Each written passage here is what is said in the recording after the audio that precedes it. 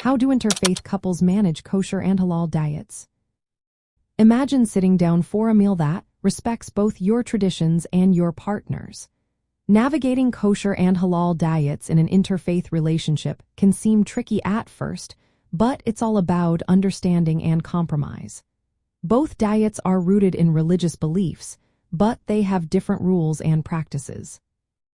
For example, kosher laws come from Jewish tradition, requiring specific slaughter methods, separation of meat and dairy, and restrictions on certain animals like pork and shellfish. Halal, from Islamic tradition, also bans pork and alcohol but allows mixing meat and dairy, and requires animals to be slaughtered in the name of God. When couples live together, meal planning can be a puzzle.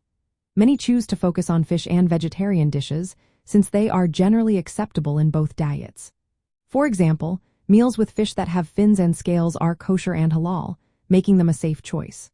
Some couples keep a kosher kitchen, which involves separate utensils, cookware, and sometimes even separate refrigerators for meat and dairy. This setup can also meet halal standards if the meat is halal certified. Alternatively, some couples keep a more flexible approach, like using only parva foods, which are neutral and can be eaten with either meat or dairy, simplifying meal prep. Communication is key. Couples often discuss which rules are most important to each person and find common ground. For example, a couple might agree to avoid pork entirely and focus on vegetarian or fish-based meals. They might also decide to keep a kosher kitchen but allow some flexibility during visits or special occasions. Some might seek a halal meat that also meets kosher standards, though finding such products can be challenging and sometimes more expensive. Food in Jewish marriage and family life is more than just eating. It's about community, tradition, and passing values to children. Keeping kosher at home can be a way to honor family customs and create a sense of continuity.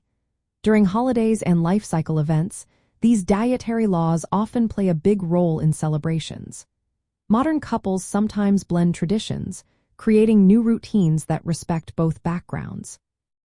Others may prioritize one tradition at home but participate in the other partner's customs during holidays or family gatherings. Support from community and religious leaders can make a big difference. Many interfaith couples find guidance through interfaith organizations, online groups, or local religious leaders who understand both traditions. Some Jewish communities are becoming more open to discussing how non-Jewish partners can participate in dietary practices, making it easier to find respectful solutions. Practical tips include learning the basics of both diets, focusing on overlapping rules, and discussing which practices matter most. For example, keeping a vegetarian or fish-based home menu can simplify things. If keeping a kosher kitchen, explaining the reasons behind the rules can help the halal-observant partner understand their significance. Consulting with rabbis, imams, or interfaith counselors can provide helpful advice. Including extended family in these conversations can also promote mutual respect and understanding. In the end, managing kosher and halal diets in an interfaith marriage is about patience, respect, and open dialogue. By focusing on shared values and being willing to adapt, couples can create a home that honors both traditions while building new, meaningful routines together.